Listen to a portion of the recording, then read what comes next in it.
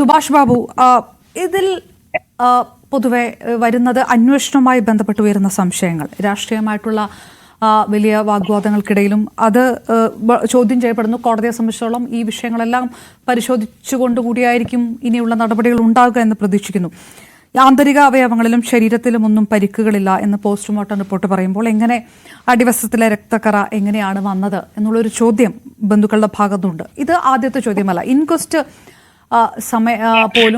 Inquest report പോലും ബന്ധുക്കളുടെ സാന്നിധ്യമില്ലാതെ നടത്തി.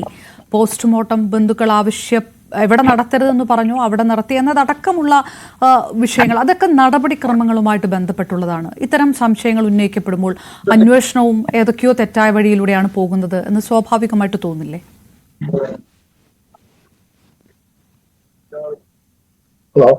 ശ്രീ സുഭാഷ് ബാബു, കേൾക്കാമോ താങ്കൾക്ക്? അതായത് ഈ കേസിനെ സംബന്ധിച്ചിടത്തോളം ഇതിന്റെ നടപടിക്രമങ്ങള് പോലീസിന്റെ ഭാഗത്തു നിന്ന് ഒരു വീഴ്ച സംഭവിച്ചു എന്നുള്ളതാണ് ഏറ്റവും പ്രധാനപ്പെട്ട കാര്യം. കാരണം ഇത് അന്വേഷണം, ഒരു മരണം ഉണ്ടായത് ഏറ്റവും പ്രധാനപ്പെട്ട ഒരു ഉദ്യോഗസ്ഥനാണ്. അത് പ്രത്യേകിച്ച് അദ്ദേഹത്തെ സംബന്ധിച്ചിടത്തോളം ആത്മഹത്യ ചെയ്യാൻ ഒരു സാഹചര്യം ഇല്ല എന്ന് പോലീസിന് ആദ്യം തന്നെ അറിയാമല്ലോ. ആ സാഹചര്യത്തിൽ ഈ കേസ് അതീവ സുതാര്യമായിട്ടും അതുപോലെ തന്നെ നടപടിക്രമങ്ങൾ കൃത്യമായി പാലിച്ചു അന്വേഷിക്കാനുള്ള ഒരു പ്രാഥമികമായ ഉത്തരവാദിത്വം അവർക്കുണ്ട്. അത് അവർ നിറവേറ്റിയിട്ടില്ല എന്നുള്ളതാണ് ഈ കേസിലെ ഏറ്റവും വലിയ നിഗൂഢത. കാരണം ഈ കേസിൽ എന്താന്ന് പറഞ്ഞാല് നമ്മുടെ പുതിയ BNSS പ്രത്യേകം പറയുന്നുണ്ട്, 175 എന്ന് പറയുന്ന വകുപ്പിൽ പറയുന്നുണ്ട്, സാധാരണഗതിയിലുള്ള അതിന്റെ സ്വഭാവവും അതിന്റെ ഗൗരവവും കണക്കാക്കിയിട്ട് ഒരു കേസില് അങ്ങനെ ഗൗരവത്തോട് കൂടിയിട്ടുള്ള കേസാണ്. അതിന്റെ സാധാരണ സ്വഭാവം അനുസരിച്ച് നോക്കുകയാണെങ്കിൽ അത് തീർച്ചയായിട്ടും ഏറ്റവും ചുരുങ്ങിയത് ഒരു DYSP കൊണ്ട് ആദ്യം മുതൽ അന്വേഷിപ്പിക്കണമെന്ന് ഈ BNSS വളരെ വ്യക്തമായി എഴുതപ്പെട്ടിട്ടുണ്ട്. അപ്പൊ എന്തുകൊണ്ട് ഇങ്ങനെയുള്ള ഒരു ADM എന്ന് പറഞ്ഞാൽ ഇന്ത്യയിൽ എവിടെ ഇതേമാതിരി ഒരു സംഭവം ഉണ്ടായിട്ടില്ല. അങ്ങനെ സംഭവം ഉണ്ടാകാതിരിക്കുന്ന ഒരു സാഹചര്യത്തിൽ പുതുതായിട്ടൊരു സംഭവം ഉണ്ടാകുന്നു. അത് തന്നെ അവിടെ നിന്ന് അദ്ദേഹം മാറ്റം വഴിച്ച് അദ്ദേഹത്തിന്റെ സ്വന്തം ജില്ലയിലേക്ക് പോയി ഉദ്യോഗം വഹിക്കാൻ പോകുന്ന വ്യക്തിയെ സംബന്ധിച്ചിടത്തോളം ആത്മഹത്യ ചെയ്യാൻ ഒരു സാഹചര്യമില്ല എന്ന് പറയുമ്പോൾ എന്ത് പറഞ്ഞു, അത് സാധാരണഗതിയിലുള്ളതായാൽ പോലും എന്താന്ന് പറഞ്ഞു കഴിഞ്ഞാൽ അതിനകത്ത് അതിന്റെ ഗൗരവം വളരെ കൂടുതലാണ്. അതുകൊണ്ട് ആദ്യം തന്നെ അതൊരു DYSP തന്നെ അന്വേഷിക്കുകയും അതുപോലെ തന്നെ SP നേരിട്ട് അങ്ങനെ അദ്ദേഹത്തെ നിയോഗിക്കുകയും വേണമായിരുന്നു എന്നുള്ളതാണ് നിയമം. ആ ബാധ്യത തെറ്റിപ്പോയി. അവിടാണ് ആദ്യത്തെ തെറ്റ്. രണ്ടാമത്തെ എന്താന്ന് പറഞ്ഞാൽ ബന്ധുക്കളുടെ സാന്നിധ്യം ലഭിക്കാൻ സാധിക്കുമെങ്കിൽ അല്പ കാലതാമസം വന്നു കഴിഞ്ഞാലും അവര് വന്നതിന് ശേഷം അവരുടെ സാന്നിധ്യത്തിൽ വേണം ഇൻക്വസ്റ്റ് നടത്താൻ എന്ന് നിർബന്ധമായി പറയുന്നുണ്ട്. അത് നമ്മുടെ പോലീസ് മാനുവലിലും പറയുന്നുണ്ട്, അതേമാതിരി തന്നെ നടപടിക്രമങ്ങളിലും പറയുന്നുണ്ട്, മനുഷ്യാവകാശ കമ്മീഷനിലും നിർദ്ദേശങ്ങളിലും ഒക്കെ പറയുന്നുണ്ട്. അതിന് വ്യക്തമായ നിർദ്ദേശങ്ങളുണ്ട്. അത് പാലിക്കാതെ പെട്ടെന്ന് അവരാവശ്യപ്പെട്ടിട്ട് പോലും അവര് വരുന്നത് കാത്തു നിൽക്കാതെ ഇൻക്വസ്റ്റ് നടത്തി എന്ന് പറഞ്ഞത് പോലീസിന്റെ ഭാഗത്ത് നിന്ന്. സാർ, അതിലൊന്ന് ഇടപെട്ട് ചോദിച്ചോട്ടെ. പോലീസ് ഹൈക്കോടതിയിൽ പറഞ്ഞിരിക്കുന്നത്, പോലീസ് മാനുവലിന്റെ കാര്യമാണ് സാർ പറഞ്ഞത്, പോലീസ് ഹൈക്കോടതിയിൽ പറഞ്ഞിരിക്കുന്നത് ഇൻക്വസ്റ്റ് സമയത്ത് അടുത്ത ബന്ധുക്കളുടെ സാന്നിധ്യം വേണമെന്ന് നിർബന്ധമില്ല എന്നാണ്.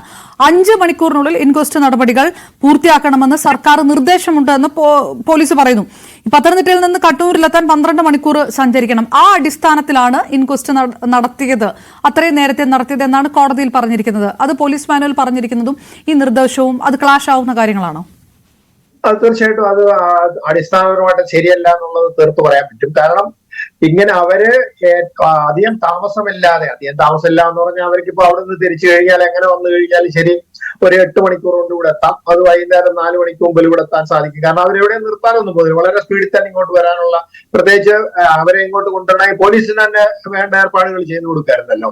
അവർക്ക് വേണമെങ്കിൽ ഇപ്പൊ ഒരു പോലീസ് വാഹനം കൊടുക്കായിരുന്നു, അല്ലെങ്കിൽ മറ്റേതെങ്കിലും അല്ലെങ്കിൽ ഗവൺമെന്റിന്റെ ഒരു വാഹനം കൊടുക്കാമായിരുന്നു. അതൊക്കെ ചെയ്ത് കഴിഞ്ഞ് അതൊക്കെ ഒരു എന്ത് പറഞ്ഞാൽ ഒരു ആർഗ്യുമെന്റിന് വേണ്ടിയിട്ട് അല്ലെങ്കിൽ ഒരു എസ്കേപ്പിസം എന്ന് നമ്മൾ പറയണം, അതിനു വേണ്ടി പറയുന്നതാണ്. അത് അടിസ്ഥാനപരമായി തെറ്റാണ്. പ്രത്യേക ഹ്യൂമൻ റൈറ്റ്സ് കമ്മീഷൻ നമ്മളുടെ വ്യക്തമായ നിർദ്ദേശങ്ങൾ ഇത് ഓൾ ഇന്ത്യ തലത്തിൽ നിന്ന് കൊടുത്തിട്ടുണ്ട്. അതാണ് പോലീസ് ഇതുവരെ കൈക്കൊണ്ട കീഴ്വഴക്കം. അതാണ് അതിൽ നിന്ന് വിപരീതമായിട്ടാണ് പോലീസ് ചെയ്തത്. അതെന്തായാലും ശരി, കോടതി അംഗീകരിക്കുമെന്ന് തെറ്റിദ്ധരിക്കേണ്ട. അങ്ങനെ ഏതായാലും 5 മണിക്കൂറിനുള്ളിൽ ചെയ്യണമെന്ന് അതിനകത്ത് പറയുന്നില്ല. ആസ് ഏർലി ആസ് പോസിബിൾ എന്ന് പറയുന്നുണ്ട്. പക്ഷെ ഇങ്ങനെ ഒരു സാഹചര്യം ഉണ്ടെങ്കിൽ അങ്ങനെ ചെയ്യണമെന്നാണ് പറയുന്നത്. ഒന്ന്. രണ്ടാമത്തെ എന്താന്ന് പറഞ്ഞു കഴിഞ്ഞാൽ ഈ പോസ്റ്റ്മോർട്ടത്തിനെ സംബന്ധിച്ചിടത്തോളം ഈ ജില്ലയില് ചേരുന്നവർ ആവശ്യപ്പെട്ടിട്ടുണ്ട്, നിർബന്ധമായിട്ടും വേറൊരു മെഡിക്കൽ കോളേജിലേക്ക് ഇത് അയക്കേണ്ടത് ആവശ്യമാണ്. അത് അയച്ചില്ല എന്ന് പറയുന്നത് അതിനേക്കാൾ സംശയകരമായ സാഹചര്യം. അതിനോടൊപ്പം തന്നെ ഗൗരവകരമായ, അതായത് രാഷ്ട്രീയത്തിൽ വളരെ സ്വാധീനമുള്ള വ്യക്തികളെ ഇതിനകത്ത് ബന്ധപ്പെട്ടിരിക്കുന്നു. അത് തന്നെ ഇത്രയും പ്രകടമായിട്ട് ഒരു വ്യക്തിയെ അധിക്ഷേപിച്ചു. അദ്ദേഹത്തെ സംബന്ധിച്ചോളം മരണത്തെക്കാൾ വലിയതല്ല, തന്റെ മരണത്തെക്കാൾ വലുതാണ് തന്റെ അഭിമാനം എന്ന് അദ്ദേഹം ചിന്തിച്ചിട്ടുണ്ട്. ആ ചിന്തിച്ച സാഹചര്യത്തിലാണ് അദ്ദേഹം ഇനി സ്വയം ആത്മഹത്യ ചെയ്താൽ പോലും ചെയ്യുന്നത്. എന്തായാലും ഇത് ഗൗരവമുള്ള ഒരു കേസാണെന്ന് അപ്പോൾ തന്നെ മനസ്സിലാക്കേണ്ടതായിരുന്നു. അത് ചെയ്തില്ല. പിന്നെ ഇൻക്വസ്റ്റിനെ സംബന്ധിച്ച് പറയുന്ന ബാക്കി ഞാൻ കാര്യങ്ങൾ പറയുന്നില്ല. പിന്നെ ഈ നവീൻ ബാബു മരിച്ചു കണ്ടു എന്ന് പറയുന്ന സ്ഥലത്ത് വാതിലുകൾ തുറന്നിട്ട് എന്തായാലും ശരി ഇത്തരം ആരും ആത്മഹത്യ ചെയ്ത് നമ്മൾ സാധാരണഗതി കേൾക്കാറില്ല. കാലൊന്നിൽ ചാരെങ്കിലും ചെയ്തു എല്ലാ വാതിലുകളും ജനലിൽ തുറന്നിട്ടതിനു ശേഷം ഒരു മനുഷ്യൻ കെട്ടിത്തൂങ്ങി മരിക്കും എന്ന് പറഞ്ഞാല് നമുക്ക് തീർച്ചയായിട്ടും വിശ്വസിക്കാൻ പറ്റില്ല. കാരണം 100 തൂങ്ങി മരണം ഉണ്ടാകുമ്പോൾ അതിനകത്തില് ഇപ്പോഴത്തെ സാഹചര്യത്തിൽ 100 ഏതെങ്കിലും രീതിയിലുള്ള ഒരു രഹസ്യാത്മക രീതിയിൽ ഒരു ഒളിവും മറവിന്റെ സാഹചര്യത്തിൽ മാത്രമേ ചെയ്യുള്ളൂ. അല്ലെങ്കിൽ ഈ പുറമേന്ന് ചെയ്യുകയാണെങ്കിൽ, മരത്തിൽ ചെയ്യുകയാണെങ്കിൽ രാത്രി ചെയ്യണം, അല്ല തോട്ടത്തിൽ പോയി ചെയ്യുകയാണെങ്കിൽ ആരും കാണാത്ത സാഹചര്യത്തിലെ ആളുകൾ ചെയ്യുള്ളൂ. അല്ലാതെ കെട്ടിത്തൂങ്ങിച്ചാവുമ്പോൾ എല്ലാരും കണ്ടോട്ടെ എന്ന് വിചാരിച്ച് ആരെങ്കിലും ചെയ്യുമോ? ഇല്ലല്ലോ. അദ്ദേഹം മരിക്കുമെന്ന് ഉറപ്പൊന്നുമില്ല അദ്ദേഹത്തിന് മുമ്പ്. അതോടൊപ്പം ആ മുനീശ്വരൻ ഈ പറഞ്ഞതിന്റെ പ്രധാനമായിട്ട് ആ മുനീശ്വരൻ കോവിൽ ഇറങ്ങിയതിനു ശേഷം എന്ത് സംഭവിച്ചു എന്നത് സംബന്ധിച്ച് പോലീസ് പറയുന്നതേ ഇല്ല.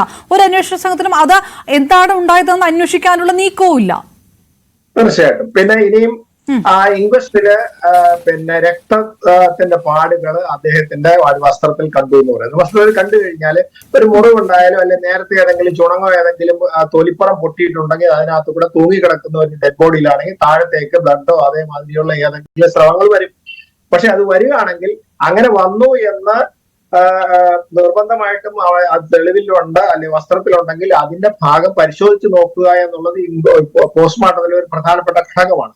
ഇനി പോസ്റ്റ്മോർട്ടത്തിന് ഈ ബോഡി അയക്കുന്നതോടൊപ്പം തന്നെ ഈ ഇൻക്വസ്റ്റ് ഫോമിനകത്ത് 10-27 പിന്നെ പാരഗ്രാഫ് ഉണ്ട്. അതിൽ 7-8 എന്ന് പറയുന്ന 2 പാരഗ്രാഫിൽ എഴുതുന്നത്. കാരണം ആ ബോഡിയിൽ കാണുന്ന പരിക്കുകൾ അതിന്റെ അവസ്ഥയെ സംബന്ധിച്ചുള്ള വിവരങ്ങളാണ്. 7-ാം കോളത്തില് 8-ാം കോളത്തില് ഏത് സാഹചര്യത്തിലാണെന്ന് മരണം എന്ന് പറയുന്നത് അതൊരു സീനിന്റെ ഡിസ്ട്രക്ഷൻ ഉൾപ്പെടെയുള്ള കാര്യങ്ങള് ഈ ബോഡി പോസ്റ്റ്മോർട്ടത്തിന് അയക്കുമ്പോൾ അതിനോടൊപ്പം തന്നെ അയച്ചിരിക്കണം എന്ന് നിർബന്ധമാണ്. അങ്ങനെ അത് അയച്ചിട്ടുണ്ടെങ്കിൽ ഡോക്ടർ തീർച്ചയായിട്ടും ആ ഇൻക്വസ്റ്റിനകത്ത് ഈ 7-ാം കോളോ 8-ാം കോളോ രേഖപ്പെടുത്തിയതനുസരിച്ചിട്ട് നോക്കിയിട്ട് ആ ഭാഗങ്ങള് അതിനകത്ത് കണ്ട പരിക്കിന്റെ ഭാഗങ്ങൾ കൃത്യമായിട്ട് പരിശോധിക്കുകയും പിന്നെ അദ്ദേഹത്തിൻ്റെതായ വൈദഗ്ധ്യം കൊണ്ട് കണ്ടുപിടിക്കാനുള്ള കാര്യങ്ങളും അതിനകത്ത് കണ്ടുപിടിച്ചിരിക്കണം. ഇവിടെ അങ്ങനെ രക്തക്കറ അവിടെ കണ്ടിരുന്നു എന്ന് പറയുന്നതിന് ഉപോത്ബലകമായ രീതിയിൽ അത് എവിടെ നിന്ന് വന്നു എങ്ങനെ വന്നു എന്ന് തെളിയിക്കാൻ ഉതകുന്ന രീതിയിലുള്ള ഒരു പരിശോധന പോസ്റ്റ്മോർട്ടം നടത്തിയിട്ടില്ല എന്ന് പറയുമ്പോഴാണ് സംശയം വീണ്ടും വരുന്നത്. അപ്പൊ ഇങ്ങനെ സംശയങ്ങൾ അടിക്കടിക്ക് ഇങ്ങനെ വരുന്നു. അതുപോലെ തന്നെ ഇത് സംബന്ധിച്ച് ഈ പെട്രോൾ പമ്പിന്റെ അനുമതി അദ്ദേഹം സ്വന്തമായിട്ട് താമസിപ്പിച്ചതല്ല, മറ്റ് ഏജൻസികളിൽ നിന്ന് റിപ്പോർട്ട് കിട്ടാനുള്ള താമസമാണ് വന്നതെന്ന് ഇവർക്ക് തിരിച്ചറിയാത്തതുകൊണ്ടല്ല. അപ്പൊ ബോധപൂർവം അദ്ദേഹത്തിനെ ഉപദ്രവിക്കണമെന്ന് മറ്റു രീതിയിലുള്ളതിന്റെ അടിസ്ഥാനത്തിൽ ചെയ്യപ്പെട്ട തീർച്ചയായിട്ടും വളരെ നന്ദി ശ്രീ സുഭാഷ്.